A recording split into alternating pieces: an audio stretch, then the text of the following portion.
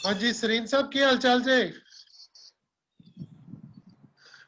दोस्तों तुहानू सारिਆਂ ਨੂੰ जी आया ਅਸੀਂ ਹੁਣੇ ਆਪਣੀ ਇਸੇ ਕ੍ਰੀਏਟਿਵ ਐਕਸਪੀਰੀਅੰਸ ਦੀ ਲੜੀ ਦੇ ਤਹਿਤ ਵਰਿਆਮ ਮਸਤੂਰਾਂ ਨਾਲ ਗੱਲਾਂ ਕਰਕੇ ਹਟੇ ਆ ਔਰ ਬੜੀ ਖੂਬਸੂਰਤ ਜਰਨੀ ਉਹਨਾਂ ਦੇ ਨਾਟਕਾਂ ਬਾਰੇ ਸਾਰਾ ਕੁਝ ਹੁਣੇ ਅਸੀਂ ਗੱਲਾਂ ਕੀਤੀਆਂ ਬੜਾ ਮਜ਼ਾ ਆਇਆ ਹੁਣ ਸਾਡੇ ਨਾਲ ਸਾਡੇ ਦੋਸਤ ਅੰਮ੍ਰਿਤਸਰ ਤੋਂ ਅਦਾਕਾਰ ਨਿਰਦੇਸ਼ਕ ਨਾਟਕਕਾਰ ਨਰਿੰਦਰ ਸੰਘੀ ਸਾਡੇ ਨਾਲ ਨੇ ਅਸੀਂ ਨਰਿੰਦਰ ਸੰਘੀ ਹੋਰਾਂ ਨੂੰ ਜੀ ਆਇਆਂ ਆਖਦੇ ਆ ਉਹ ਸਾਡੇ ਨਾਲ ਜੁੜੇ ਹੋਏ ਨੇ ਔਰ ਸਾਡੇ ਨਾਲ ਜਗਜੀਤ ਸਰੀਨ ਜੀ ਹੀਰਾ ਰੰਧਾਵਾ ਗगन जोशी ਔਰ ਹੋਰ ਵੀ ਬਹੁਤ ਸਾਰੇ ਦੋਸਤ ਵੀਨਾ ਅਰੋੜਾ ਜੀ ਐਚਐਮਵੀ ਕਾਲਜ ਜਲੰਧਰ ਤੋਂ ਵੀ ਸਾਡੇ ਨਾਲ ਨੇ ਸੋ ਤੁਹਾਨੂੰ ਸਾਰਿਆਂ ਨੂੰ ਜੀ ਆਇਆਂ ਕਹਿੰਦੇ ਹੋਏ ਨਰਿੰਦਰ ਸੰਘੀ ਕਿਉਂਕਿ ਇਹਨਾਂ ਦਾ ਮੁੱਢਲਾ ਸਫ਼ਰ ਜਿਹੜਾ ਗੁਰਸ਼ਰਨ ਭਾਜੀ ਦੇ ਨਾਲ 1982 ਤੋਂ ਸ਼ੁਰੂ ਹੋਇਆ ਸਾਡੇ ਦੋਸਤ ਸੁਖਦੇਵ ਪ੍ਰੀਤ ਜਿਹੜੇ ਹੁਣ ਇਸ ਦੁਨੀਆ 'ਚ ਨਹੀਂ ਰਹੇ ਉਹਨਾਂ ਦੇ ਨਾਲ ਇਕੱਠੇ ਹੀ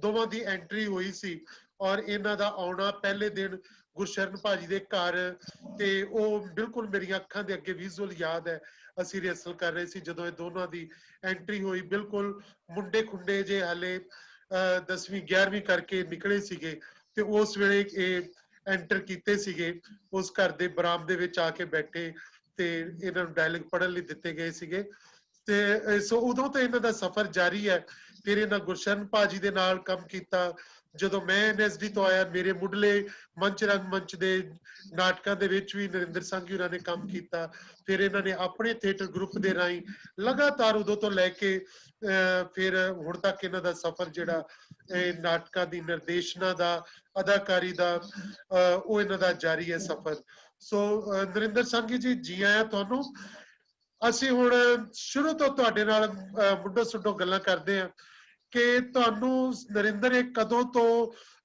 ਜਦੋਂ ਤੁਸੀਂ ਗੁਰਸ਼ਰਨ ਭਾਜੀ ਕੋਲ ਆਏ ਉਸ ਤੋਂ ਪਹਿਲਾਂ ਤੁਹਾਨੂੰ ਇਹ ਕਿੱਦਾਂ ਲੱਗਾ ਵੀ ਸਾਨੂੰ ਨਾਟਕ ਵਿੱਚ ਜਾਣਾ ਚਾਹੀਦਾ ਜਾਂ ਅਦਾਕਾਰੀ ਕਰਨੀ ਚਾਹੀਦੀ ਹੈ ਤੁਸੀਂ ਕਿੱਥੇ ਨਾਟਕ ਵੇਖਿਆ ਸੀ ਸਕੂਲ ਵਿੱਚ ਕੰਮ ਕਰਦੇ ਸੀ ਜਾਂ ਕੋਈ ਜਾਂ ਉਦਾਂ ਹੀ ਆ ਗਏ ਸੀ ਕੀ ਹੋਇਆ ਸੀ ਜੀ ਹਾਂ ਜੀ ਕੇਵਲ ਜੀ ਉਦਾਂ ਹੀ ਆ ਗਏ ਸੀ ਅੱਛਾ ਅਸੀਂ ਨਾ ਭਾਈ ਦੇ ਕੰਮ ਦੇਖਦੇ ਹੁੰਦੇ ਸੀ ਤਾਂ ਚੇਤੇ ਹੋਣਾ ਕਿ ਜਿੱਥੇ ਉਹਦਾ ਘਰ ਸੀ ਉਹਦੇ ਬਾਹਰ ਸਟੇਜ ਲੱਗਦੀ ਹੁੰਦੀ ਸੀ ਹਾਂ ਹਨਾ ਜਿੱਥੇ ਅੱਜ ਕੱਲ੍ਹ ਟੀਵੀ ਕਰਾਇਆ ਉੱਥੇ ਸਟੇਜ ਲੱਗਦੀ ਸੀ ਤੇ ਅਸੀਂ ਨਾਟਕ ਅਕਸਰ ਵੇਖਦੇ ਹੁੰਦੇ ਸੀ ਤੇ ਇੱਕ ਦਿਨ ਮੈਂ ਤੇ ਸੁਖਦੇਵ ਖਲੋਤੇ ਸੀ ਅਰੇ ਥੋੜੇ ਸ਼ਰਾਰਤੀ ਸੀ ਤੇ ਉਹ ਕਹਿੰਦਾ ਯਾਰ ਉਹ ਬਜ਼ੁਰਗ ਜਿਹੜਾ ਬੜੇ ਨਾਟਕ ਕਰਦਾ ਈ ਜੇ ਤੂੰ ਉਹਨੂੰ ਬੁਲਾ ਦੇ ਨਾ ਮੈਂ ਤੈਨੂੰ ਮੱਚੂੰਗਾ ਤੇ ਮੈਂ ਕਿਹਾ ਇਹ ਕਿਹੜੀ ਗੱਲ ਆ ਬੁਲਾ ਦਿੰਦੇ ਆ ਤੇ ਮੈਂ ਭਾਜੀ ਕੋਲ ਗਿਆ ਬੁਲਾਉਂਦਾ ਇੱਕੋ ਬਾਣਾ ਹੀ ਭਾਜੀ ਮੈਂ ਕਿਹਾ ਮੈਂ ਵੀ ਇਹਨਾਂ ਨੂੰ ਨਾਟਕ ਕਰਨਾ ਚਾਹੁੰਦਾ ਸੀ ਕਹਿੰਦੇ ਠੀਕ ਹੈ ਬਈ ਤੁਸੀਂ ਆ ਜਿਓ ਕੱਲ 5 ਵਜੇ ਚਲੋ ਜੀ ਅਸੀਂ ਕਿਹਾ ਚਲੋ ਜਾ ਕੇ ਦੇਖਦੇ ਆ ਕੀ ਸਿਸਟਮ ਹੈ ਉਸ ਦਾ ਅਸੀਂ ਚਲ ਗਏ ਭਾਜੀ ਨਾਲ ਕੋ ਭਾਜੀ ਨੇ ਪਹਿਲੇ ਭਾਈ ਰੱਖਿਆ ਫਿਰ ਜਸਵੰਤ ਜਸ ਦੇ ਹਵਾਲੇ ਕਰ ਦਿੱਤਾ ਸਾਨੂੰ ਕਿ ਆਹ ਨਾਟਕ ਹੈ ਇੱਕ ਤੇ ਕਿਤਾਬ ਦੇ ਦਿੱਤੀ ਕਿ ਕੂੜੇ ਟੁੱਟੇ ਪਾ ਉਹਦੇ ਵਿੱਚ ਸਾਨੂੰ ਦੋਨਾਂ ਨੂੰ ਸਫਾਈ ਦਾ ਮੁੱਖ ਦਿੱਤਾ ਅਸੀਂ ਇੱਕ ਦੋ ਦਿਨ ਪੈਸੇ ਗਏ ਵੀ ਚਲੋ ਰੌਣ ਕਿਲਾ ਵੇਖਣ ਜਾਣ ਕੇ ਦਿੰਦੇ ਆ ਐਡਾ ਕੋਈ ਹੈ ਨਹੀਂ ਸੀ ਨਾਟਕ ਕਰਨੇ ਆ ਜਾਂ ਨਾਟਕਾਂ ਵਿੱਚ ਸਹੀ ਸੀ ਸਾਡੀ ਜ਼ਿੰਦਗੀ ਨਾਟਕਾਂ ਵਿੱਚ ਸਾਰੀਆਂ ਤੇ ਚਲ ਗਏ ਅਸੀਂ ਬਸ ਫਿਰ ਹੌਲੀ ਇਹ ਤਾਂ ਤੁਸੀਂ ਆ ਗਏ ਜਦੋਂ ਗੁਰਸ਼ਰਨ ਭਾਜੀ ਕੋਲ ਇਹ ਵਾਲਾ ਹਿੱਸਾ ਮੈਨੂੰ ਯਾਦ ਹੈ ਤੁਹਾਡੇ ਆਉਣ ਦਾ ਪਹਿਲਾ ਨਾਟਕ ਕਿਉਂਕਿ ਕੂੜੇ ਟੁੱਟੇ ਪਾਲ ਅਸੀਂ ਆਲਰੇਡੀ ਕਰਦੇ ਸੀ ਤੇ ਭਾਜੀ ਨੇ ਪਰ ਤੁਹਾਨੂੰ ਜਸ ਹੋਰੀ ਸਾਡੇ ਨਾਲ ਸੀ ਤੇ ਕਹਿੰਦੇ ਵੀ ਚਲ ਤੂੰ ਇਹਨਾਂ ਨੂੰ ਜ਼ਰਾ ਤਿਆਰ ਕਰਾ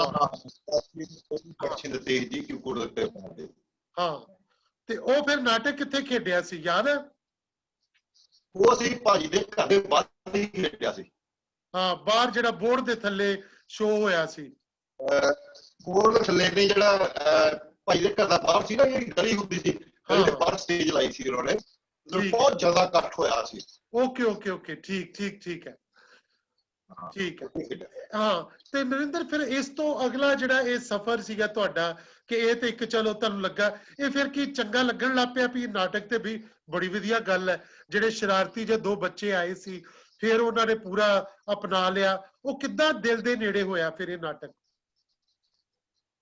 ਅਸਲ ਦੇ ਵਿੱਚ ਨਾ ਜਦੋਂ ਅਸੀਂ ਨਾਟਕ ਕਰਨਾ ਸ਼ੁਰੂ ਕੀਤੇ ਤੇ ਉਦੋਂ ਅਖਬਾਰਾਂ 'ਚ ਫੋਟੋ ਬਹੁਤ ਘੱਟ ਲੋਕਾਂ ਦੀਆਂ ਆਉਂਦੀਆਂ ਬਹੁਤ ਘੱਟ मतलब कि चांस कभी कभी कोई चांस ਹੁੰਦਾ ਸੀ ਕਿ ਕਿਸੇ ਦੀ ਫੋਟੋ ਬਾਹਰ ਚ ਆ ਜੇ ਔਰ ਵੀ ਚੰਗੀ ਤਰ੍ਹਾਂ ਕੀਤਾ ਕਿ ਪਹਿਲੇ ਵਾਲੀ ਫੋਟੋ ਆਈ ਉਹ ਬੜੀ ਲੋਕਾਂ ਨੇ ਪ੍ਰੇਸ ਕੀਤੀ ਸਾਡੀ ਵੀ ਤੁਹਾਡੀ ਯਾਰ ਫਾਰਸ਼ ਫੋਟੋ ਆਈ ਆ ਫਿਰ ਚੰਗਾ ਲੱਗਣ ਲੱਗਾ ਥੋੜਾ ਜਿਹਾ ਫਿਰ ਇਹ ਸੀ ਕਿ ਭਾਜੀ ਨੇ ਪਿੰਡਾਂ ਵਿੱਚ ਜਾਣਾ ਸ਼ੁਰੂ ਕਰਤਾ ਕਹਿੰਦੇ ਵੀ ਹਾਂ ਵੀ ਤੁਸੀਂ ਪਿੰਡਾਂ ਵਿੱਚ ਮੇਰੇ ਨਾਲ ਜਾਇਆ ਕਰੋ ਉਹਦੇ ਚ ਇਹ ਹੋ ਗਿਆ ਕਿ ਸਾਨੂੰ ਪੜ੍ਹਨ ਦਾ ਮਤਲਬ ਕਿ ਇੱਕ ਹੋ ਗਿਆ ਕਿ ਅਸੀਂ ਕਿਤਾਬਾਂ ਪੜ੍ਹਨੀਆਂ ਸ਼ੁਰੂ ਕਰ ਦਿੱਤੀਆਂ ਪੜ੍ਹਾਈ ਦੀ ਬਲ ਵੀ ਰੁਚੀ ਹੋ ਗਈ ਸਾਡੀ ਥੋੜੀ ਥੋੜੀ ਕਿਉਂਕਿ ਭਾਜੀ ਇੱਕ ਨਾ ਕਿਤਾਬਾਂ ਛਾਪਦੇ ਹੁੰਦੇ ਸੀ ਇੱਕ ਰਸਾਲਾ ਵੀ ਕੀ ਨਾਮ ਸੀ ਉਹਦਾ ਚੇਂਜ ਸਮਤਾ ਬਲਰਾਜ ਸਰ ਨੇ ਹਾਂ ਬਲਰਾਜ ਸਰ ਨੇ ਬਲਰਾਜ ਸਰ ਤੇ ਉਹ ਅਸੀਂ ਪੜ੍ਹਨੀਆਂ ਸ਼ੁਰੂ ਕਰ ਦਿੱਤੀਆਂ ਉਹਦੇ ਨਾਲ ਫਿਰ ਪੜ੍ਹਨ ਦਾ ਵੀ ਥੋੜਾ ਇੰਟਰਸਟ ਵੱਧਦਾ ਗਿਆ ਫਿਰ ਨਾਟਕ ਕਰਨਾ ਸ਼ੁਰੂ ਕਰਤੇ ਪਿੰਡਾਂ ਵਿੱਚ ਜਾਣਾ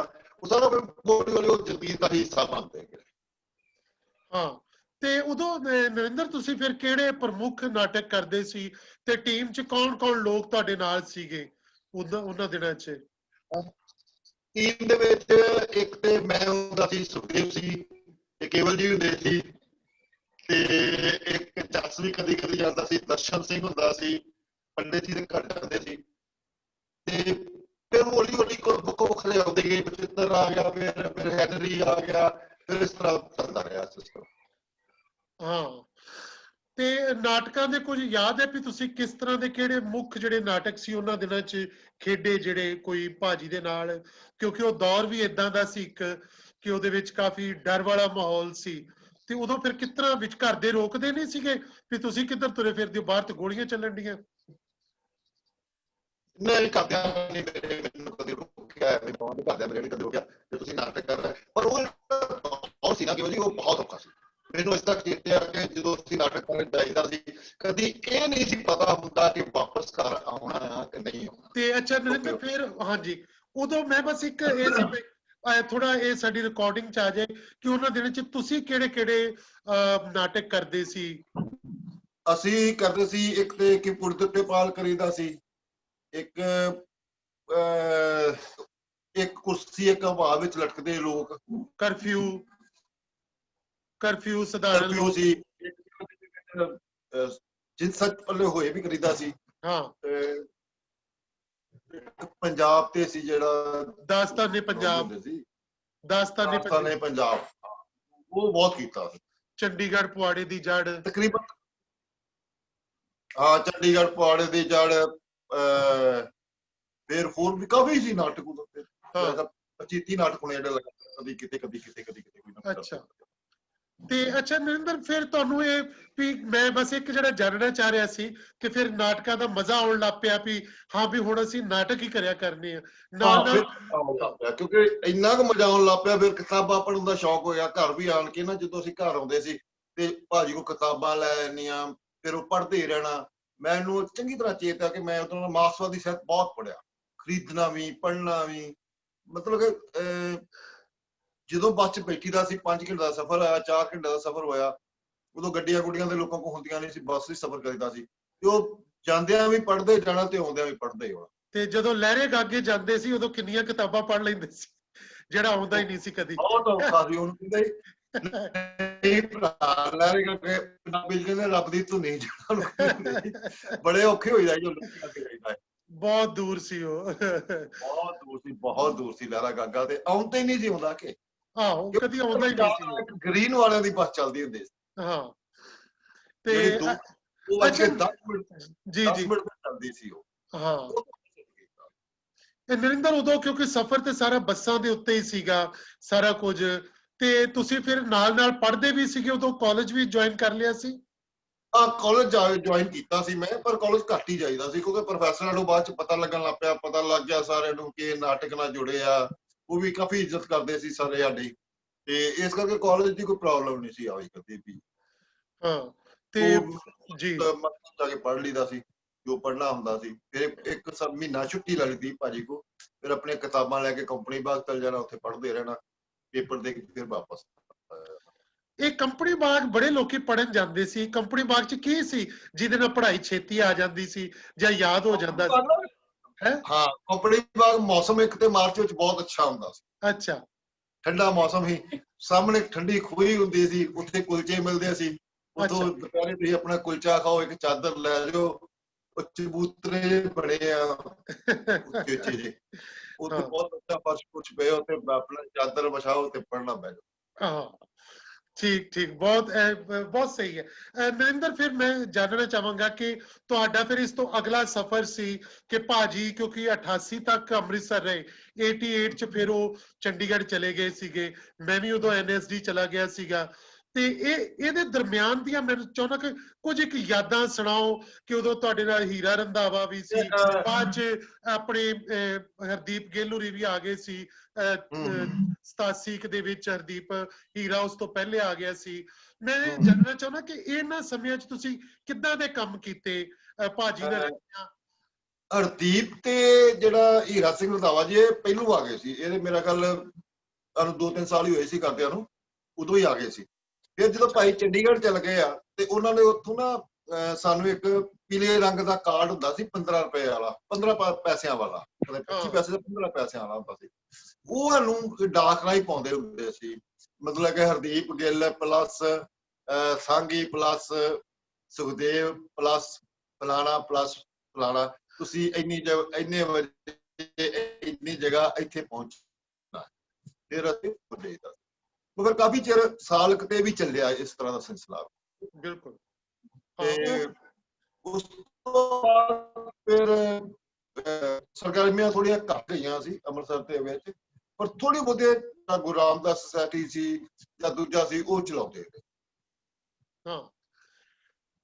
ਫਿਰ ਉਸ ਤੋਂ ਫਿਰ ਕਿੱਦਾਂ ਫਿਰ ਅਗਲੇ ਸਫ਼ਰ ਦੇ ਵਿੱਚ ਤੁਸੀਂ ਥੀਏਟਰ ਗਰੁੱਪ ਬਣਾ ਲਿਆ, ਕੀ ਕੀਤਾ ਫਿਰ 1990 ਤੋਂ ਬਾਅਦ ਦਾ ਜਿਹੜਾ ਜਰਨੀ ਸੀ ਤੁਹਾਡੀ? ਉਹਦੇ ਵਿੱਚ ਅਸੀਂ ਇਹ ਸੀ ਕਿ ਥੋੜਾ ਮੈਂ ਵੀ ਡਾਇਰੈਕਸ਼ਨ ਵੱਲ ਥੋੜਾ ਜਿਹਾ ਆਉਣਾ ਸ਼ੁਰੂ ਕਰ ਦਿੱਤਾ ਸੀ। ਭਾਜੀ ਨੇ ਵੀ ਮੈਨੂੰ ਫਸਟ ਮੌਕਾ ਦਿੱਤਾ ਸੀ, ਫੌਜਣ ਨਾਟਕ ਸੀ, ਫੌਜਣ ਨਾਟਕ। ਹਾਂ, ਇਹ ਮੇਰੇ ਖਿਆਲ ਹੀਰਾ ਸਿੰਘ ਰੰਧਾਵਾ, ਹੀਰਾ ਸਿੰਘ ਰੰਧਾਵਾ। ਨਰਿੰਦਰ, ਇਹ ਫੌਜਣ ਨਾਟਕ ਤੁਸੀਂ ਮੇਰੇ ਖਿਆਲ 1986 ਦੇ ਵਿੱਚ ਕੀਤਾ ਸੀ ਓਪਨ 에ਅਰ ਥੀਏਟਰ 'ਚ। ਹਾਂ ਬਿਲਕੁਲ ਬਿਲਕੁਲ, 1986 ਚ ਕੀਤਾ ਸੀ ਓਪਨ 에ਅਰ ਥੀਏਟਰ ਦੇ ਵਿੱਚ। ਹਾਂ, ਉਹਦੇ ਵਿੱਚ ਐਚਐਸ ਰੰਧਾਵਾ ਸੀ ਮੇਨ, ਤੇ ਕੁੜੀ ਸੀ ਸਾਡੀ, ਕੀ ਨਾਮ ਸੀ ਉਹਦਾ? ਸ਼ਰਨਜੀਤ ਰੰਧਾਵਾ। ਇੱਕ ਹੋਰ ਰੰਧਾਵਾ ਸੀ, 3 ਰੰਧਾਵੇ ਸੀ ਉਹ 'ਚ, ਹੈਨਾ? ਉਹਦੇ ਵਿੱਚ 3 ਰੰਧਾਵੇ ਸੀ, ਹੋਰ ਮੁੰਡਾ ਸੀ ਡਾਕਟਰ ਰੰਧਾਵਾ ਸੀ ਉੱਥੇ। ਹਾਂ ਡਾਕਟਰ ਰੰਧਾਵਾ, ਚੇਤਾ ਆ ਗਿਆ ਮੈਨੂੰ, ਜੰਡਿਆਲੇ ਤੋਂ। ਬਿਲਕੁਲ ਬਿਲਕੁਲ ਬਿਲਕੁਲ ਜੀ ਜੀ। ਤੇ ਇਹ ਵੀ ਉਦੋਂ ਬਿਲਕੁਲ ਨਵੇਂ ਹੀ ਆਏ ਸੀ। ਬਿਲਕੁਲ। ਫਿਰ ਭਾਜੀ ਨੇ ਮੈਨੂੰ ਮੌਕਾ ਦਿੱਤਾ ਤੇ ਉਹਦੇ ਵਿੱਚ ਅਸੀਂ ਫਿਰ ਮੈਂ ਉਹਨੂੰ ਐਜ਼ ਏ ਡਾਇਰੈਕਟਰ ਕੰਮ ਕਰਨਾ, ਉਹ ਮੇਰਾ ਫਸਟ ਪਲੇ ਸੀ ਜਿਹੜਾ ਮੈਂ ਡਾਇਰੈਕਟ ਕੀਤਾ ਸੀ।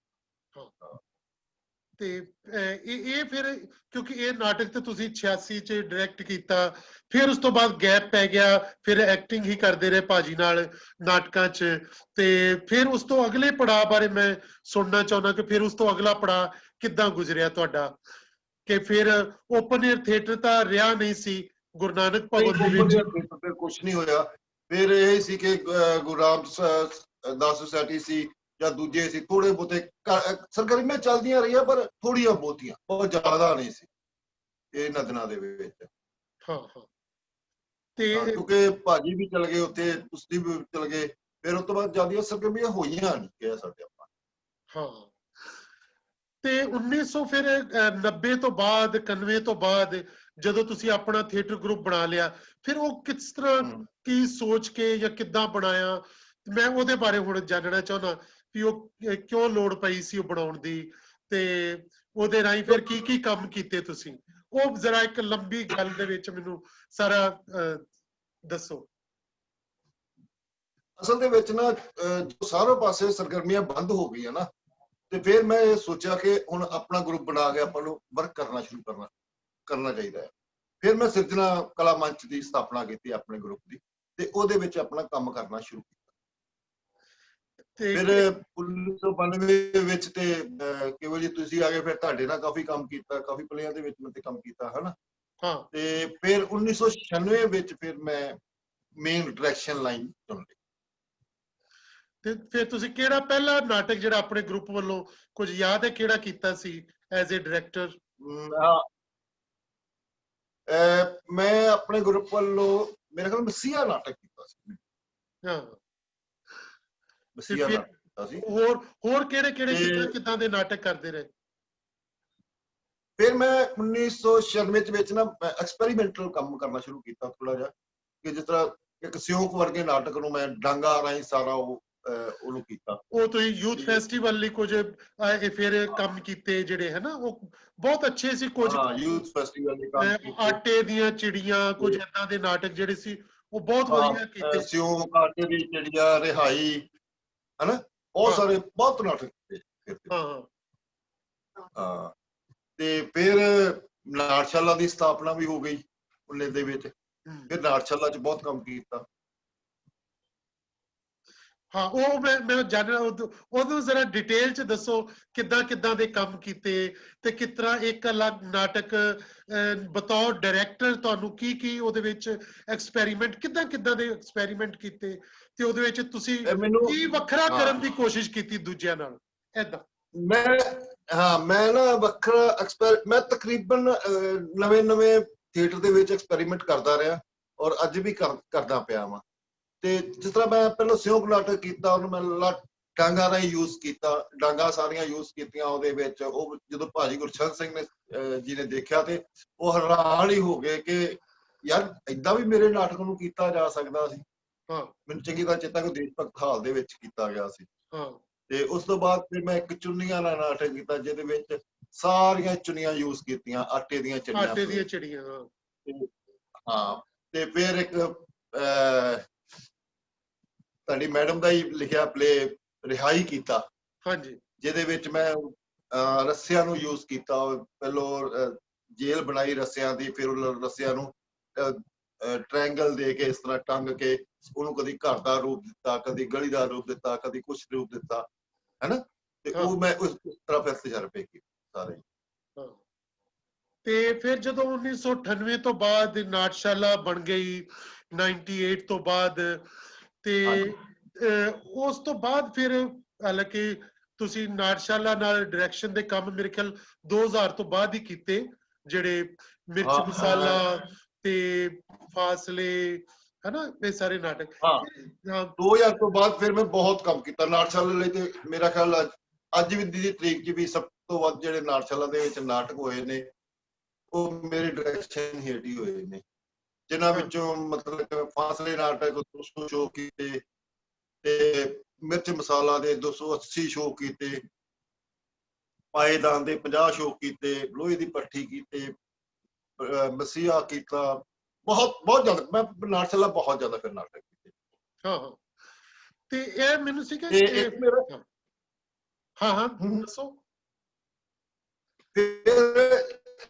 ਮਤਲਬ ਕਿ ਮੈਂ ਸਮਝਦਾ ਕਿ ਇੱਕ ਜਿੰਨੇ ਵੀ ਨਾਟਸ਼ਾਲਾ ਦੇ ਵਿੱਚ ਅੱਜ ਟਿਕਟ ਲਾ ਕੇ ਪਲੇ ਹੋਏ ਨੇ, ਹੋ ਰਹੇ ਨੇ, ਹਨਾ, ਉਹਦੇ ਵਿੱਚ ਵੀ ਮੇਰਾ ਸੀ ਕਿ ਪਹਿਲਾਂ ਅਸੀਂ ਬਰਾੜ ਸਾਹਿਬ ਵੀ ਡਰਦੇ ਸੀ ਕਿ ਪਹਿਲੋਂ ਯਾਰ ਟਿਕਟ 25 ਰੁਪਏ ਟਿਕਟ ਨਹੀਂ ਲਾਉਣੀ। ਪਹਿਲੋਂ 25 ਰੁਪਏ ਅਸੀਂ ਫਾਸਲੇ ਨਾਟਕ ਤੋਂ ਸ਼ੁਰੂ ਕੀਤੇ, ਕਿ 25 ਰੁਪਏ ਅਸੀਂ ਵਾਪਸ ਕਰ ਦਿੰਦੇ ਸੀ।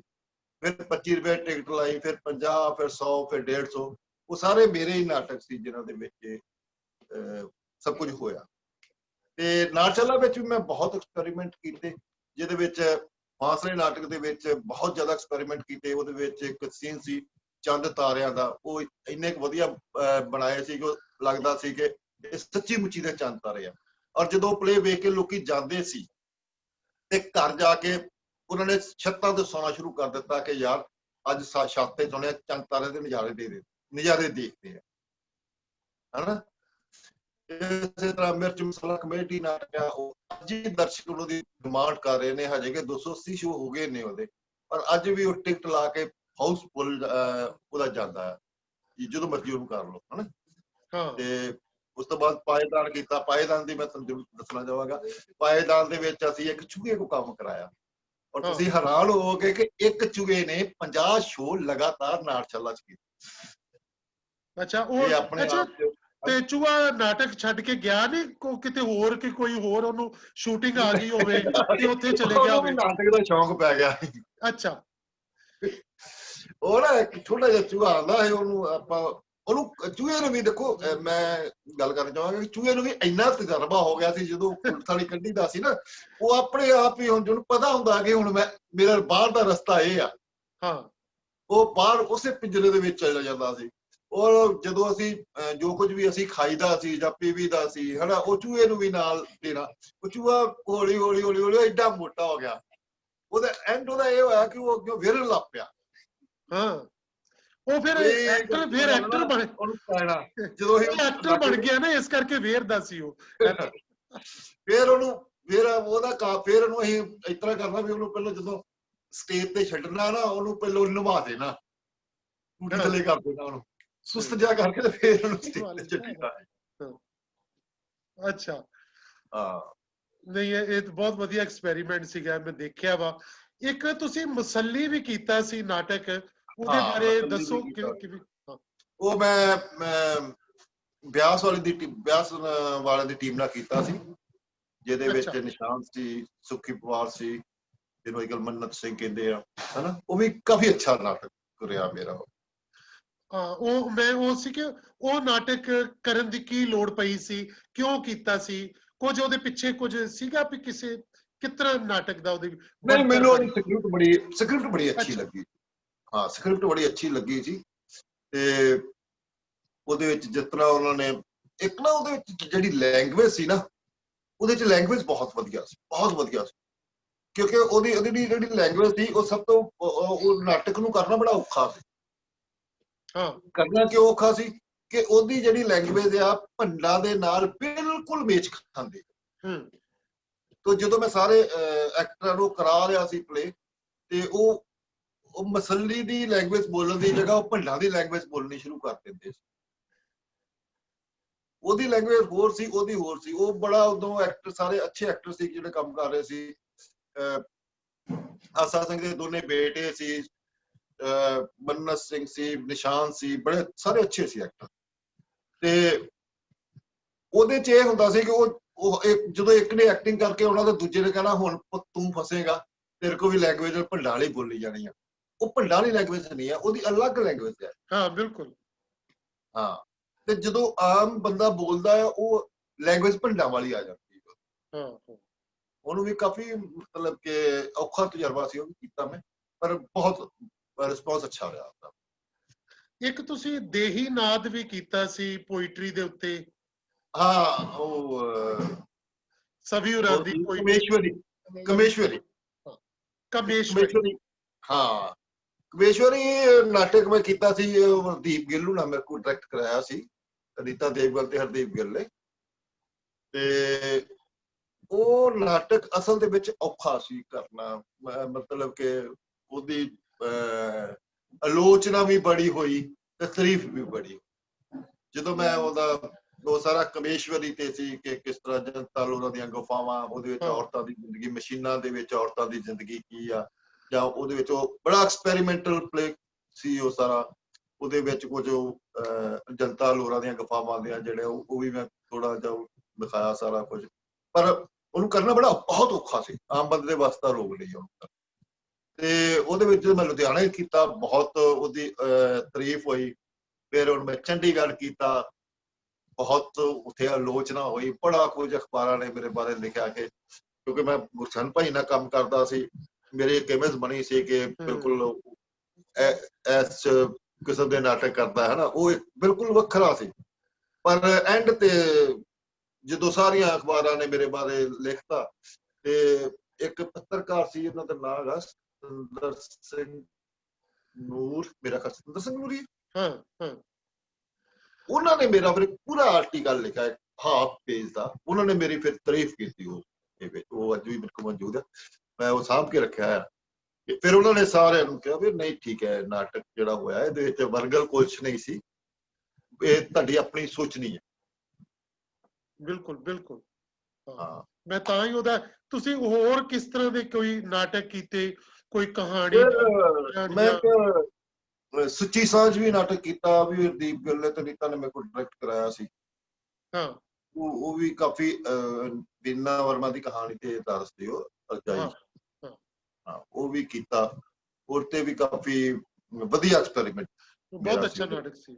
ਹਾਂ ਬਹੁਤ ਅੱਛਾ ਨਾਟਕ ਆ। ਉਸ ਤੋਂ ਬਾਅਦ ਫਿਰ CD ਸਿੱਧੂ ਦਾ ਨਾਟਕ ਵੀ ਕੀਤਾ ਤੁਸੀਂ ਕੋਈ? ਹਾਂ ਉਹ ਬਾਬਾ ਬੰਤੂ।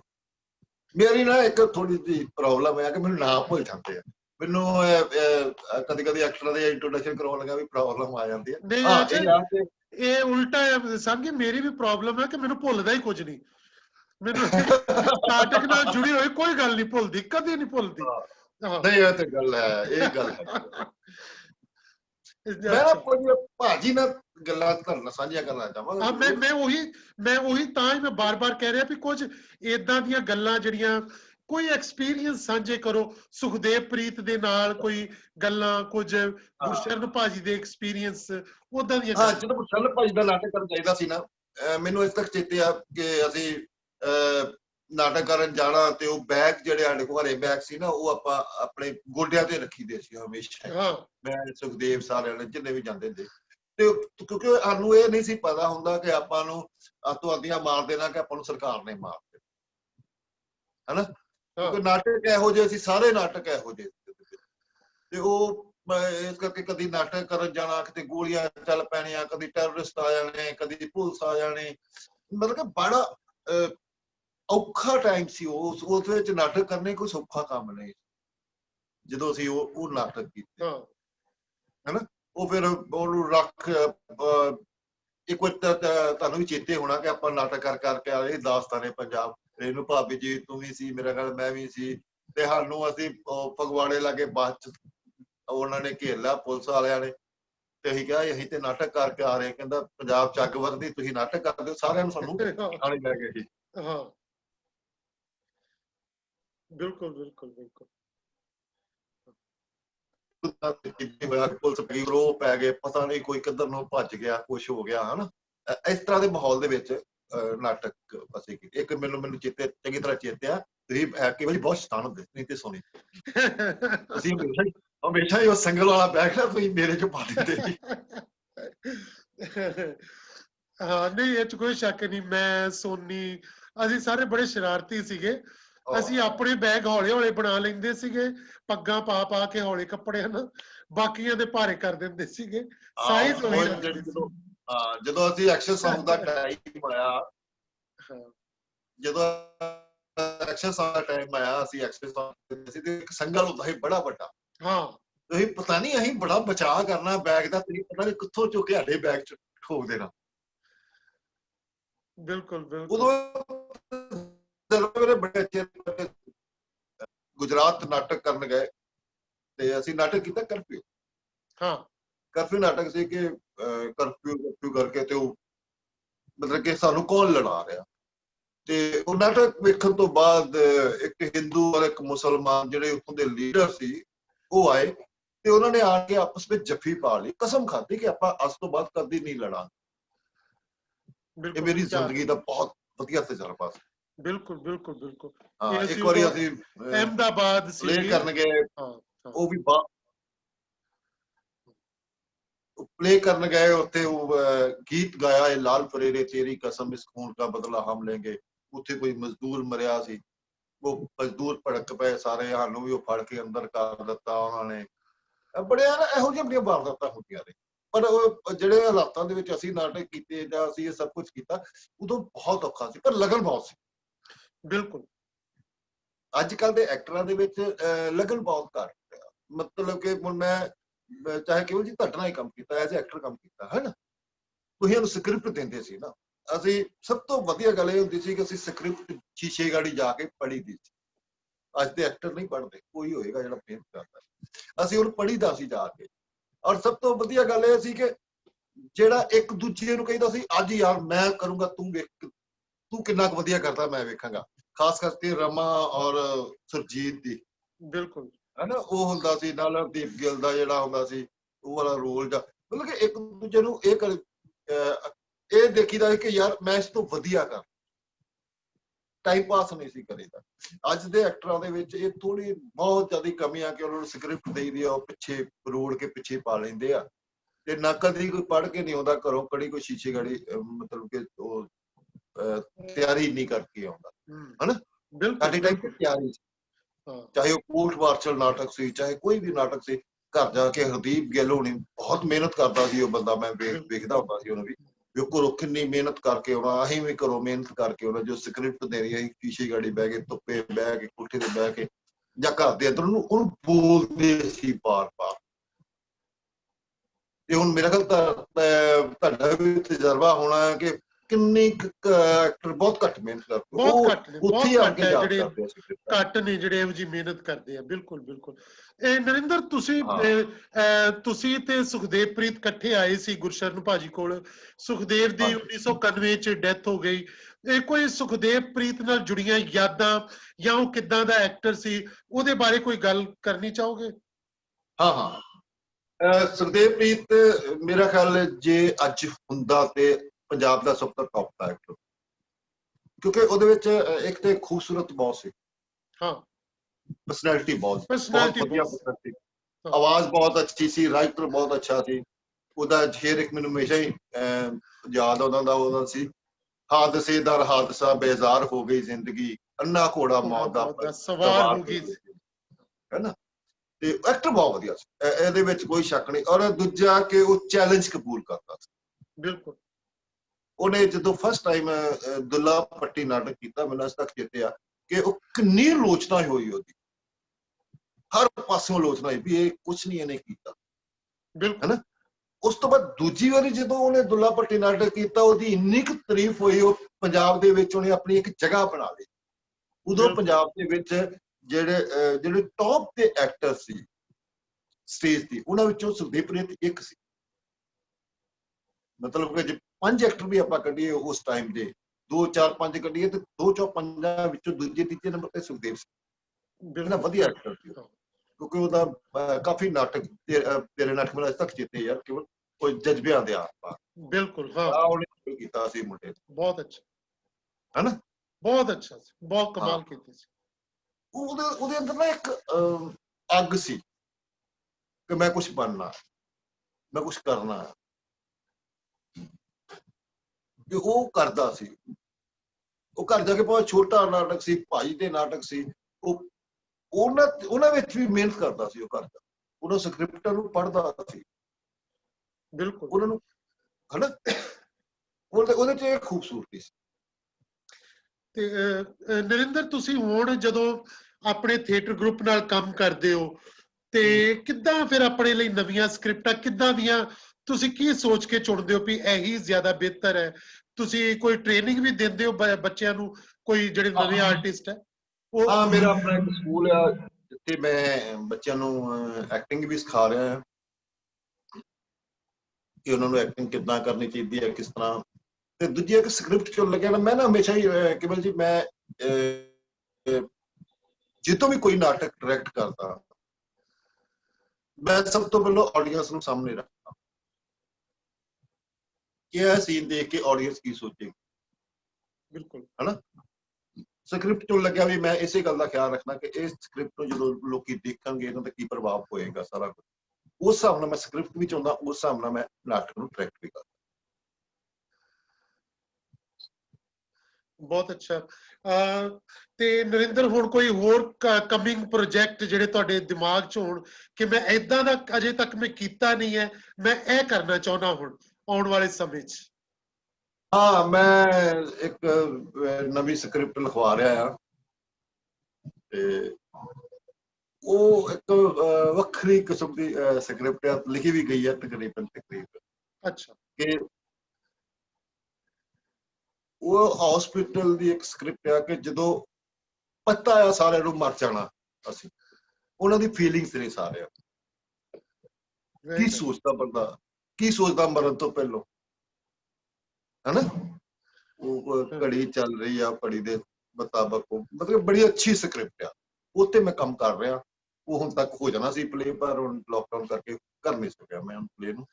ਨਹੀਂ, ਬਿਲਕੁਲ। ਹੁਣ ਆਉਣ ਵਾਲੇ, ਚਲੋ ਜਲਦੀ, ਮੇਰਾ ਖਿਆਲ ਹੈ ਕਿ ਇੱਕ ਥੋੜੀ ਜਿਹੀ ਗੁੱਡ ਨਿਊਜ਼ ਤਾਂ ਇੰਨੀ ਕੁ ਹੈਗੀ ਆ ਵੀ 21 ਸਤੰਬਰ ਤੋਂ ਓਪਨ ਏਅਰ ਥੀਏਟਰ ਖੁੱਲ ਜਾਣਗੇ, ਹੈਨਾ, ਕੁਝ ਉਹਨਾਂ ਦੀਆਂ ਸ਼ਰਤਾਂ ਤਹਿਤ। ਚਲੋ, ਤੇ ਇਹਦਾ ਮਤਲਬ ਕਿ ਹੋਰ 2-4 ਮਹੀਨਿਆਂ ਤੱਕ, ਦਸੰਬਰ ਤੱਕ ਸਾਰਾ ਕੁਝ ਠੀਕ ਹੋਏਗਾ ਦੁਆ ਕਰਦੇ ਹਾਂ ਕਿ ਸਾਰਾ ਕੁਝ ਠੀਕ ਹੋਵੇ ਤੇ ਫਿਰ ਤੋਂ ਥੀਏਟਰ ਵੀ ਤੇ ਸਾਰੀ ਜ਼ਿੰਦਗੀ ਵੀ ਜਿਹੜੀ ਹੈ ਕਿ ਉਹ ਚੰਗੀ ਤਰ੍ਹਾਂ ਜਿਹੜਾ ਕਿ ਹੋ ਸਕੇ।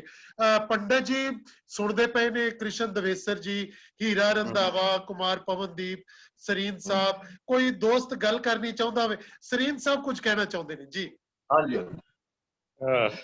ਸੰਘੀ ਸਾਹਿਬ, ਤੁਹਾਡੇ ਬਾਰੇ ਪੜ੍ਹਦੇ ਰਹੇ ਅਖਬਾਰਾਂ 'ਚ ਜਾਂ ਕਿਤੇ, ਲੇਕਿਨ ਅੱਜ ਤੁਹਾਡੇ ਦਰਸ਼ਨ ਕੀਤੇ ਆ, ਬਹੁਤ ਸਾਰੀ ਉਤਸੁਕਤਾ ਹੈ। ਪਹਿਲੀ ਗੱਲ ਤਾਂ ਇਹ ਕਿ ਤੁਸੀਂ ਜਿਹੜਾ ਕਿਹਾ ਕਿ ਅਸੀਂ ਉਹ ਨਾਟਕ ਕਰਦੇ ਸੀ ਜਦੋਂ ਨਾਟਸ਼ਾਲਾ ਬਣੀ ਤੇ ਉਹਦੇ ਵਿੱਚ ਇੱਕ ਚੂਹਾ ਆ ਜਾਂਦਾ ਸੀ, ਤੇ ਮੈਨੂੰ ਨਹੀਂ ਸੀ ਪਤਾ। ਮੈਂ 2012 ਵਿੱਚ ਉੱਥੇ ਆ ਕੇ ਪਲੇ ਕੇ ਚੂਹੇ ਕੀਤਾ, ਉਦੋਂ ਉਹ ਚੂਹਾ ਨਹੀਂ ਆਇਆ। ਮੇਰਾ ਸਵਾਲ ਬੜਾ ਇੱਕ ਅੱਛੀ ਗੱਲ ਹੈ ਕਿ ਤੁਸੀਂ ਗੁਰਸ਼ਰਨ ਭਾਜੀ ਦੇ ਨਾਲ ਨਾਟਕ ਕਰਦੇ ਰਹੇ। ਉਹਨਾਂ ਦੀ ਜਿਹੜੀ ਲੋਕ ਸ਼ੈਲੀ ਸੀ, ਜਿਹੜੀ ਉਹਨਾਂ ਦੀ ਇੱਕ ਸੋਚ ਸੀ, ਉਹਦੇ ਨਾਲ ਜੁੜ ਕੇ ਤੁਸੀਂ ਨਾਟਕ ਕਰਦੇ ਰਹੇ।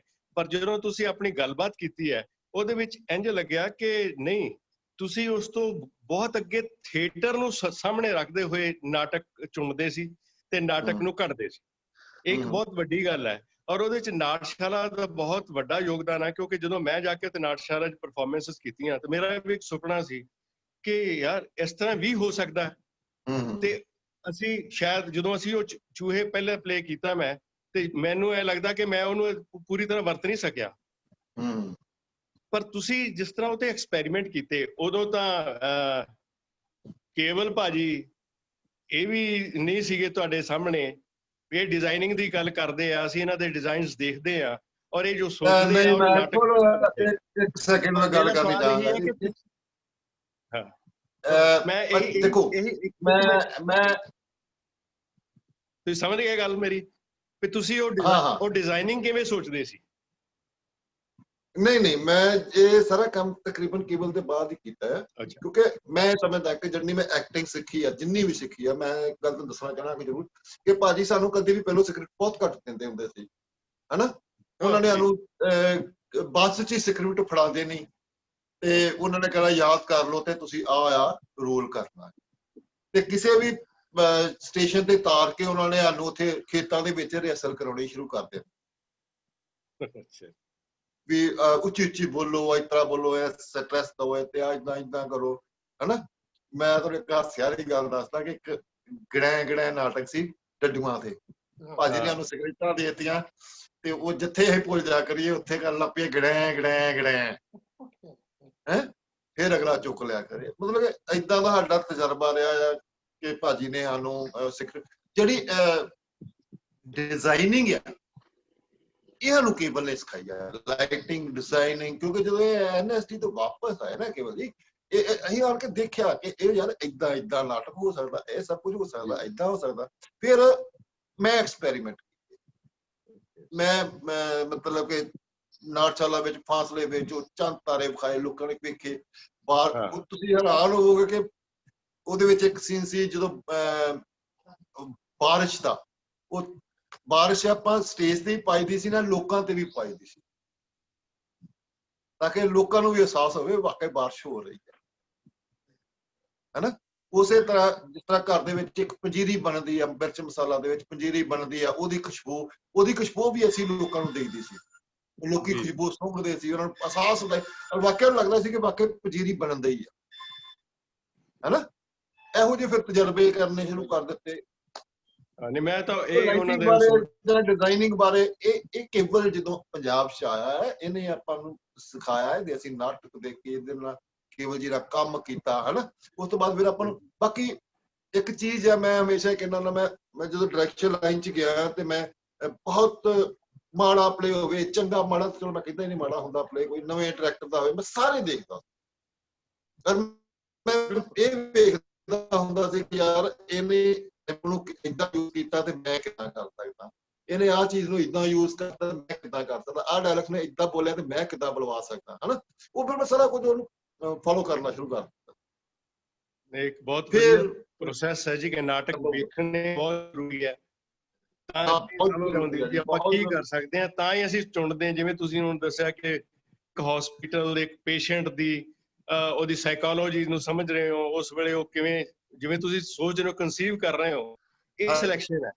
ਮੇਰਾ ਦੂਜਾ ਸਵਾਲ ਇਹ ਆ ਕਿ ਜਿੰਨੇ ਵੀ ਤੁਸੀਂ ਮੈਨੂੰ ਨਾਟਕ ਹੁਣ ਇੱਥੇ ਗੱਲਬਾਤ ਕੀਤੀ ਹੈ, ਉਹ ਸਾਰੇ ਨਾਟਕਾਂ ਦੇ ਵਿੱਚ ਤੁਸੀਂ ਇਹ ਦੱਸਿਆ ਕਿ ਚਲੋ ਗੁਰਸ਼ਰਨ ਭਾਜੀ ਦੇ ਲਿਖੇ ਨਾਟਕ ਤੁਸੀਂ ਖੇਡੇ, ਲੇਕਿਨ ਐਨ ਲੱਗਿਆ ਕਿ ਜਿਹੜੇ ਪੰਜਾਬੀ ਦੇ ਨਾਟਕਕਾਰ ਸੀ ਉਹਨਾਂ ਦਾ ਨਾਟਕ ਤੁਸੀਂ ਸ਼ਾਇਦ ਕਦੇ ਪਸੰਦ ਨਹੀਂ ਕੀਤਾ ਜਾਂ ਉਹਨੂੰ ਕਦੇ ਖੇਡਣ ਦੀ ਕੋਸ਼ਿਸ਼ ਕਿਉਂ ਨਹੀਂ ਕੀਤੀ? ਨਹੀਂ ਜੀ, ਪੰਜਾਬੀ ਦੇ ਕਾਫੀ ਖੇਡੇ ਆ ਮੈਂ। ਬਾਬਾ ਬੰਤੂ ਨਾਟਕ ਕੀਤਾ। ਬਾਬਾ ਬੰਤੂ, ਉਹ ਇਹੀ ਗੱਲ ਹੈ ਕਿ ਬਾਬਾ ਬੰਤੂ ਦਿੱਲੀ ਤੋਂ ਉੱਠਦਾ, ਉਹ ਬਹੁਤ ਸਾਰੇ ਲੋਕਾਂ ਨੇ ਕੀਤਾ। ਨਹੀਂ, ਮੈਂ ਆਤਮਜੀਤ ਉਹਨਾਂ ਦੇ ਵੀ ਨਾਟਕ ਕੀਤੇ ਆ, ਮੈਂ ਕੇਵਲ ਧਾਲੀਵਾਲ ਦੇ ਵੀ ਕੀਤੇ ਆ, ਉਹਨਾਂ ਦੇ ਮਿਸਿਸ ਦੇ ਵੀ ਕੀਤੇ ਆ, ਹਨਾ। ਮੈਂ ਕਾਫੀ ਪਿੱਛੇ ਜੇ ਮੈਂ ਦਮਨ ਸਾਹਿਬ ਦਾ ਨਾਟਕ ਕੀਤਾ ਸੀ। ਦਮਨ ਸਾਹਿਬ ਦਾ ਹੁਣ ਨਹੀਂ ਕਰਕੇ ਹਟਿਆ ਉਹ ਵੀ। ਇੱਕ ਮੈਂ ਸਾਹਿਬ ਸਿੰਘ ਨਾਲ ਨਾਟਕ ਕੀਤਾ ਸੀ, ਉਹ ਚੰਡੀਗੜ੍ਹ ਦੇ ਰਾਈਟਰ ਹੈ, ਉਹਨਾਂ ਦੀ ਕਹਾਣੀ ਤੇ ਕੀ ਨਾਮ ਭੁੱਲ ਗਿਆ। ਬੜਾ ਵਧੀਆ ਨਾਟਕ ਹੋਇਆ। ਨਾਲ ਦੀ ਪ੍ਰੋਬਲਮ ਆ ਜਾਂਦੀ ਹੈ। ਕਾਲਾ ਇਲਮ, ਮੇਰਾ ਸਵਾਲ ਇਸੇ ਕਰਕੇ ਉੱਭਰਿਆ ਕਿ ਕਾਲਾ ਇਲਮ। ਅੱਛਾ, ਕਿਉਂਕਿ ਕਸ਼ਮਿੰਦਰ ਸੋਨੀ ਦੇ ਮੈਂ ਬਹੁਤ ਨਾਟਕ ਕੀਤੇ ਆ, ਮੁਕੇਸ਼ ਕੁੰਦਰਾ ਉਹਨਾਂ ਦੇ ਲਿਖੇ ਬਹੁਤ ਨਾਟਕ ਕੀਤੇ ਆ। ਮੈਂ ਤੇ ਹਮੇਸ਼ਾ ਹੀ ਦੇਖੋ, ਮੈਂ ਜਿੰਨੇ ਵੀ ਨਾਟਕ ਲਿਖਵਾਏ ਆ ਨਾ ਯੂਥ ਫੈਸਟੀਵਲ ਲਈ ਖਾਸ ਕਰਕੇ, ਉਹ ਪੰਜਾਬ ਦੇ ਰਾਈਟਰਾਂ ਕੋਲ ਲਿਖਵਾਏ ਆ ਤੇ ਉਹੀ ਕੀਤੇ। ਚਲੋ ਇਹ ਬਹੁਤ ਵਧੀਆ ਸੰਗੀ ਸਾਹਿਬ, ਬਹੁਤ ਵਧੀਆ ਖੂਬਸੂਰਤ ਗੱਲਾਂ, ਬੜੀਆਂ ਸੋਹਣੀਆਂ ਯਾਦਾਂ ਨੇ। ਪੰਡਿਤ ਜੀ ਤੁਸੀਂ ਕੁਝ ਕਹਿਣਾ ਚਾਹੁੰਦੇ ਹੋ ਸੰਗੀ ਸਾਹਿਬ ਬਾਰੇ? ਮੈਂ ਤਾਂ ਜੀ ਕਹਾਂਗਾ ਚੜ੍ਹਦੀ ਕਲਾ ਚ ਰਹੇ ਜੀ। ਥੈਂਕ ਯੂ ਜੀ। ਮੈਂ ਇਹਨੂੰ ਤਰੱਕੀ ਕਰਨਾ ਵੇਖਦਾ ਚਾਹੁੰਦਾ ਇਹਨੂੰ ਜੀ। ਗੁੱਡ ਗੁੱਡ ਜੀ, ਤੁਹਾਡਾ ਆਸ਼ੀਰਵਾਦ ਚਾਹੀਦਾ। ਮੈਂ ਇਹਦੀ ਡਾਇਰੈਕਸ਼ਨ ਥੱਲੇ ਇੱਕੋ ਨਾਟਕ ਕੀਤਾ ਜੀ, ਲੋਹੇ ਦੀ ਭੱਠੀ। ਅੱਛਾ, ਹਾਂ, ਲੋਹੇ ਦੀ ਭੱਠੀ ਨਾਟਕ ਵੀ ਕੀਤਾ। ਉਦੋਂ ਜੀ ਵੇਦ ਜੀ ਅਫਸਰ ਬਣੇ ਤੇ ਮੈਂ ਉਹਨਾਂ ਦਾ ਮੁਨੀਮ ਬਣਿਆ। ਉਸ ਨਾਟਕ ਵਿੱਚ ਪੰਡਿਤ ਜੀ ਤੁਸੀਂ ਸ਼ੁਰੂ ਤੋਂ ਹੀ ਮੁਨੀਮ ਬਣਦੇ ਰਹੇ ਹੋ। ਜਦੋਂ ਪਹਿਲੀ ਵਾਰੀ ਗੁਰਸ਼ਰਨ ਭਾਜੀ ਨੇ ਕੀਤਾ ਸੀ, ਤੁਸੀਂ ਉਦੋਂ ਵੀ ਮੁਨੀਮ ਹੀ ਸੀ ਉਹ 'ਚ। ਹਾਂ, 1973 74 ਚ ਵੀ ਮੁਨੀਮ ਸੀ, ਹੈ ਨਾ? ਪੰਡਿਤ ਜੀ ਦੇ ਕੁਝ ਰੋਲ ਬੜੇ ਪੈਕਟ ਨੇ ਕਿ ਜਦੋਂ ਜੇ ਪੰਡਿਤ ਜੀ ਦਾ ਨਾਮ ਵੀ ਪੰਡਿਤ ਜੀ ਤਾਂ ਹੀ ਪਿਆ ਸੀਗਾ ਕਿ ਇਹਨਾਂ ਨੇ ਪੰਡਿਤ ਵਾਲੇ ਬੜੇ ਰੋਲ ਕੀਤੇ ਆ, ਕਿ ਫਿਰ ਪੰਡਿਤ ਜੀ ਹੋ ਗਏ ਹਮੇਸ਼ਾ ਲਈ। ਹਾਂ, ਇੱਕ ਵਾਰੀ ਪੰਡਿਤ ਜੀ ਉਹ ਬਣਦੇ ਹੁੰਦੇ ਸੀ, ਉਹ ਬੜਾ ਵਧੀਆ, ਮੈਂ ਹਾਸਿਆ ਦੀ ਗੱਲ ਸਾਂਝੀ ਕਰਨ ਲੱਗਾ। ਪੰਡਿਤ ਜੀ ਉਹ ਬਣਦੇ ਤੂਤਾਂ ਵਾਲੇ ਖੂਹ ਦੇ ਵਿੱਚ, ਪੰਡਿਤ ਜੀ ਸ਼ਾਹ ਬਣਦੇ ਸੀ, ਸ਼ਾਹ ਬਣਦੇ ਹੁੰਦੇ ਸੀ। ਅਸੀਂ ਉਹ ਬੇਗੋਵਾਲ ਨਾਟਕ ਕਰਨਗੇ, ਬਹੁਤ ਸਰਦੀਆਂ ਸੀ, ਤੇ ਉਹ ਬਲਵਿੰਦਰ ਬੇਗੋਵਾਲ ਕੁੜੀ ਜਿਹੜੀ ਅੱਜ ਕੱਲ ਕਾਫੀ ਕਰ ਰਹੀ ਕੰਮ, ਹਨਾ, ਉਹ ਕਹਿੰਦੀ ਮੈਂ ਵੀ ਰੋਲ ਕਰਨਾ ਆ, ਤੇ ਅਸੀਂ ਕਿਹਾ ਤੂੰ ਵੀ ਕਰ ਲੈ, ਗੜਵੀ ਲੈ ਕੇ ਚੱਲ ਜਾ, ਤੇ ਪੰਡਿਤ ਜੀ ਜੋ ਕਹਿਣਗੇ ਤੂੰ ਕਰ ਦੇਣਾ। ਤੇ ਪੰਡਿਤ ਜੀ ਕੋਈ ਗੜਵੀ ਲੈ ਕੇ ਪੰਡਿਤ ਜੀ ਕਹਿੰਦੇ ਪਾ ਦੇ ਮੇਰੇ ਸਿਰ 'ਚ, ਉਹਨੇ ਸੱਚੀ ਪਾ ਦਿੱਤੀ। ਉਹ ਮੈਨੂੰ ਯਾਦ ਹੈ, ਬਿਲਕੁਲ ਬਿਲਕੁਲ। ਹਾਂ, ਪੰਡਿਤ ਜੀ ਨਾਲ ਬਹੁਤ ਲੜੇ ਆਣ ਕੇ। ਉਹਦਾ ਪਹਿਲੀ ਵਾਰੀ ਵਿਚਾਰੀ ਸਟੇਜ ਤੇ ਚੜੀ ਸੀ। ਸੋ ਬੜੀਆਂ ਥੈਂਕ ਯੂ ਨਰਿੰਦਰ ਜੀ, ਬਹੁਤ ਵਧੀਆ। ਤੇ ਇੱਕ ਚੀਜ਼ ਤੁਸੀਂ ਨੇ ਦੱਸੀ ਕਿ ਤੁਸੀਂ ਪਰਿਵਾਰਕ ਤੌਰ ਤੇ ਤੁਹਾਡੇ ਮਿਸਿਸ ਵੀ ਨਾਟਕ ਕਰਦੇ ਆ, ਹਰਮੀਤ।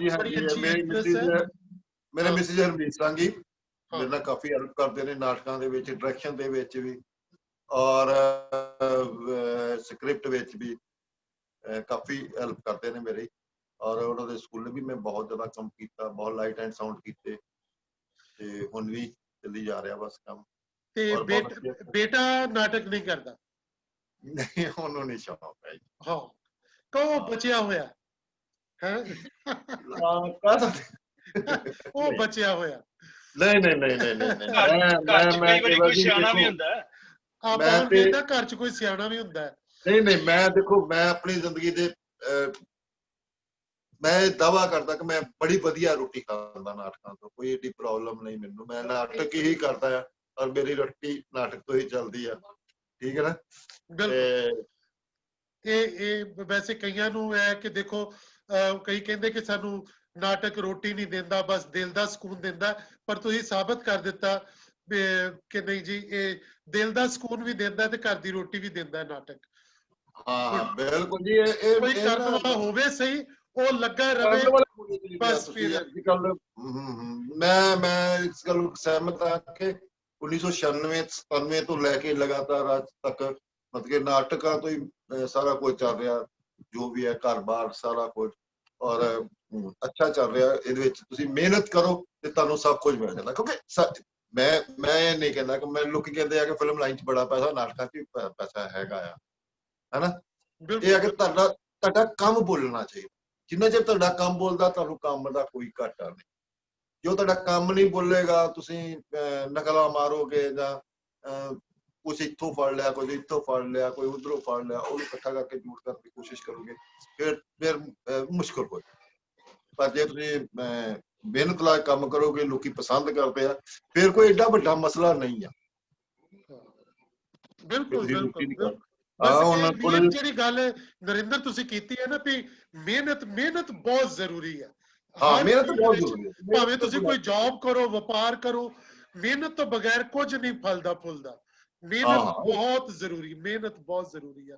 ਹੁਣ ਕਹਿ ਦਿੰਦੇ ਆ ਨਾ ਕਿ ਤੁਸੀਂ ਯਾਰ ਡਾਇਰੈਕਟ ਕਰਦੇ ਹੋ, ਕੋਈ ਐਨ ਚਲਾ ਗਿਆ, ਕੋਈ ਐਨ ਚਲਾ ਗਿਆ। ਇਹ ਦੱਸਣਾ ਮੈਂ ਉਹਨਾਂ ਨੂੰ ਪੁੱਛ ਕੇ ਨਾ ਹੁੰਦਾ ਕਿ ਯਾਰ ਜਦੋਂ ਅਸੀਂ ਵੀ ਸਵੇਰੇ ਉੱਠੀ ਦਾ ਨਾ, ਆਪਣਾ ਚਾਹ ਦਾ ਕੱਪ ਫੜ ਕੇ ਨਾ ਇਹ ਸੋਚੀਦਾ ਵੀ ਆਹ ਸੀਨ ਨੂੰ ਕਿੱਦਾਂ ਕਰ, ਇਹਨੂੰ ਮੈਂ ਕਿੱਦਾਂ ਕਰਨਾ, ਇਹਨੂੰ ਮੈਂ ਇੱਦਾਂ ਕਰ ਸਕਦਾ, ਇਹਨੂੰ ਮੈਂ ਇੱਦਾਂ ਕਰ ਸਕਦਾ। ਕਿਉਂ ਜੀ, ਤੁਸੀਂ ਚਲੋ ਕਰਦੇ ਹੀ ਹੋ, ਪਰ ਇਹ ਬਹੁਤ ਮਿਹਨਤ ਕਰਨੀ ਪੈਂਦੀ ਆ। ਪਹਿਲਾਂ ਸਾਰਾ ਕੁਝ ਉਹਦਾ ਖਾਕਾ ਤਿਆਰ ਕਰਨਾ ਪੈਂਦਾ ਕਿ ਮੈਂ ਕਰਨਾ ਕੀ ਆ, ਹਨਾ। ਫਿਰ ਜਾ ਕੇ ਉਹਨੂੰ ਸਭ ਕੁਝ ਤੁਸੀਂ ਪੇਸ਼ਕਸ਼ ਕਰ ਸਕਦੇ ਹੋ। ਅਦਰਵਾਈਜ਼ ਤੇ ਮੁਸ਼ਕਲ ਹੈ। ਇਹ ਤੁਹਾਡੀ ਵੇਖੋ ਅੱਜ ਦੀ ਗੱਲਬਾਤ ਦੇ ਵਿੱਚੋਂ ਇੱਕ ਚੀਜ਼ ਤਾਂ ਇਹ ਬੜੀ ਕਲੀਅਰ ਹੈ ਕਿ ਮਿਹਨਤ ਤੋਂ ਬਗੈਰ, ਜਿਹੜੇ ਹੁਣ ਅੱਜ ਇਸ ਤੋਂ ਬਾਅਦ ਇਹ ਸੁਣਨਗੇ ਜਿਹੜੇ ਯੰਗ ਲੋਕ, ਉਹਨਾਂ ਨੂੰ ਇਹ ਸੰਦੇਸ਼ ਤੇ ਜਾਏਗਾ ਹੀ ਨਾ ਕਿ ਰੰਗਮੰਚ ਐਵੇਂ ਹੀ ਨਹੀਂ ਵੀ ਘਰੋਂ ਉੱਠ ਕੇ ਆਏ ਤੇ ਮੈਂ ਵੀ ਨਾਟਕ ਕਰਨਾ, ਏਦਾਂ ਨਹੀਂ ਹੁੰਦਾ। ਮਿਹਨਤ ਤੋਂ ਬਗੈਰ ਕੁਝ ਨਹੀਂ ਹੋ ਸਕਦਾ।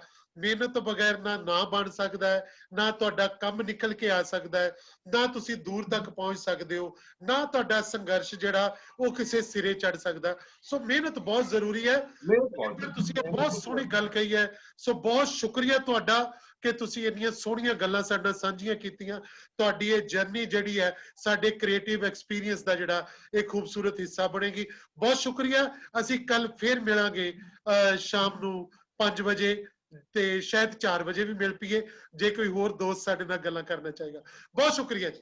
Thank you. ਕੱਲ ਥੈਂਕ ਯੂ। ਲਵ ਯੂ ਸੰਗੀ ਭਾ। ਇਹ ਅਮਰੀਕਾ ਤੋਂ ਆਵਾਜ਼ ਆਈ ਕੁਮਾਰ ਪਵਨਦੀਪ ਦੀ। ਹਾਂਜੀ, ਕੀ ਹਾਲ ਹੈ ਕੁਮਾਰ ਜੀ? Love you. ਹਾਂ ਠੀਕ। ਉਹ ਕਹਿੰਦਾ ਲਵ ਯੂ, ਸਾਂਗੀ ਕਹਿੰਦਾ ਠੀਕ ਹੈ ਐਵੇਂ ਨਾ ਨਹੀਂ, ਮੈਂ ਲਵ ਯੂ ਟੂ। ਹਾਂ ਪਵਨ ਜੀ, कैसे हो? ठीक हो? बहुत बढ़िया वीर। Thank you. ओके ओके जी, ओके बाय।